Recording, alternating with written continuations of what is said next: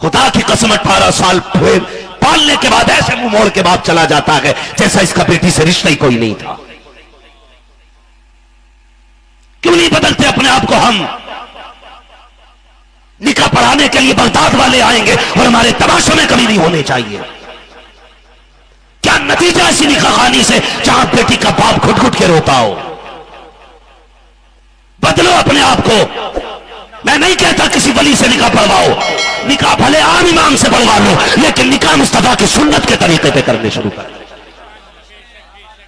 پھر دیکھو اللہ کتنی برکت عطا فرماتا ہے. کیوں نہیں بدلتے اپنے آپ کو؟ سوچو تو صحیح اس نے کیا دیا ہے تمہیں. کہتے ابھی بھوک نہیں مٹی، اپنے باپ سے 50,000 لے کے آ. اس نے وعدہ کیا تھا 2.5 لاکھ دینے کا، 2 لاکھ دے دیے تھے، 50 رہ گئے تھے. غیرت کر. خدا کی قسم کھا کے کہتا ہوں جس دن تیرے گھر میں بیٹی آئے گی تب تجھے پتا چلے گا بیٹی کیا ہوتی ہے. کسی کی بیٹی کو اشارے پہ نچانا آسان ہے، اپنی بیٹی کی آنکھ میں آنسو نہیں دیکھا جا سکتا. کیا نہیں کرتی وہ تمہارے لیے. باپ جب بیٹی کو رخصت کرتا ہے مولانا، وہ اس لیے نہیں روتا 18 سال کی کمائی جا رہی ہے. سنیں بہت غور سے میری بات، میری تقریر طبع یار کو بے چین کرتی ہے. سبب کیا ہے؟ وہی کہتا ہوں جو دل پر گزرتی ہے. کوئی باپ اس لیے نہیں روتا کہ 18 سال کی کمائی دے دی. کوئی اس لیے نہیں روتا کہ بس اب مجھے اس کے ہاتھ کی روٹی نہیں ملے گی. کوئی باپ اس لیے نہیں روتا کہ یہ میری بیٹی تھی مجھے باپ کون کہے گا. ہر باپ یہ سوچ کے روتا ہے آج تک میں نے بیٹی کو بھلی چٹنی سے کھلائی لیکن عزت کے لقمے کھلائے تھے. آج دوسرے کے گھر جا رہی ہے، رب جانے اسے ٹھوکروں میں روٹی ملے گی یا عزت سے دسترخوان پہ روٹی ملے گی. یہ سوچ کے ہر باپ رویا کرتا ہے. لیکن تم نے کیا کیا؟ تم تو اشرف المخلوقات تھے، تم تو غلامی مصطفیٰ کے دعوے کرنے والے تھے. تم نے کتنا نبھایا رشتوں کو. 6 مہینے کے بعد مار کے گھر سے نکال دیتے ہو. جا 50,000 لے کے آ، جا 1 لاکھ لے کے آ. غریب باپ کیا کرے یار. تمہیں خدا کا واسطہ کسی کی بیٹی کو دولت کے لیے گھر سے نہ نکالا کرو.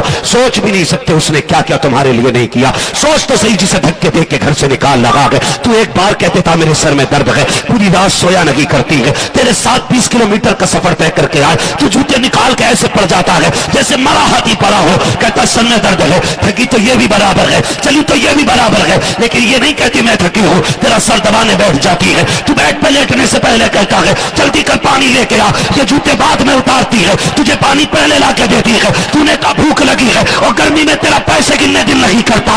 یہ تب کی دوپہری میں تیرے لیے چولہے پہ بیٹھ کے روٹی بنایا کرتی ہے. تو کس کے ساتھ زیادتی کر رہا ہے؟ ذرا سمجھ تو صحیح کتنا پیارا رشتہ اسلام نے دیا تھا. میرے محبوب نے کہا تھا یہ صرف عورت رکھی ہے، تیری شریک حیات ہے، اور کر کے بھی دکھایا تھا. آج بات بات پہ بگڑ جایا کرتے ہو، کسی کی بیٹی کو گھر سے نکال دیا کرتے ہو. پر مصطفیٰ کی تاریخ کو ایک دن حضرت خدیجہ الکبریٰ فرماتی ہے میرے نبی اندر لیتے ہوئے ہے. کردار دیکھ مصطفیٰ کا. حضرت عائشہ صدیقہ رضی اللہ تعالیٰ عنہا ہے فرماتی ایک دن دروازے پہ دستک ہوئی. میں نے کہا کون ہے؟ کہا میں کوئی خاتون ہوں. کہا اندر آ جائیے. دروازہ کھلا ہے. کیسی وہ خاتون اندر آئی ہے؟ خدیجہ حضرت عائشہ صدیقہ کہتی ہے وہ عورت اندر آئی، میں نے دیکھا ان کا ہاتھ یوں ماتھے پہ رکھا ہوا تھا، اور دیکھ کے کہتی ہے عائشہ آج تیرا گھر والا نظر نہیں آ رہا ہے. جیسی اتنا کہا میں نے اس کی اتنی آواز نکلی، نبی اندر لیٹے ہوئے تھے، بڑی تیزی سے بستر سے اٹھے اور اپنے تہبند کو سنبھالتے ہوئے سرکار باہر تشریف لائے. حضرت عائشہ صدیقہ کہتی ہے کہ سچے باپ کی سچی بیٹی کی کہانی ہے جو خود فرما رہی ہے. حضور باہر تشریف لے کر کے آئے،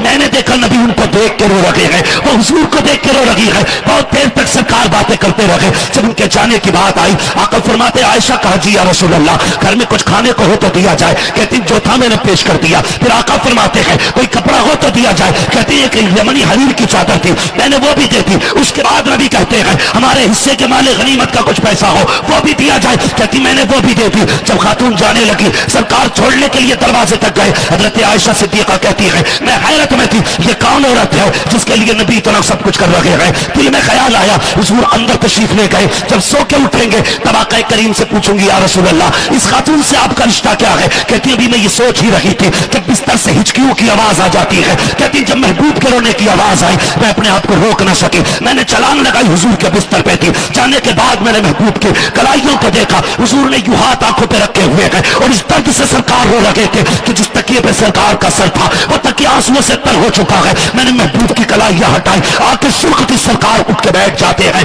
اس سے پہلے کہ میں کچھ کہتا چاہتی. آقا فرماتے عائشہ تم یہ پوچھنا چاہتی تھی کہ اس سے میرا کیا رشتہ ہے؟ اللہ اکبر اتنا کہنا تھا. عائشہ صدیقہ حیرت میں گئے. مصطفیٰ کہہ رکھے گئے سنو عائشہ یہ جو خاتون آئی ہے یہ کوئی عام خاتون نہیں بلکہ میری خدیجہ الکبریٰ کی سہیلی ہے, میری بیوی کی سہیلی ہے. آقا اتنا کیا, فرمایا جب یہ خدیجہ کے دور میں آیا کرتی تھی جتنا میں نے کیا ہے اتنا ہی خدیجہ کرتی تھی. عائشہ یہ سب کچھ اس لیے کیا تاکہ یہاں سہیلی راضی ہو جائے, قبر میں میری خدیجہ کی روح خوش ہو جائے.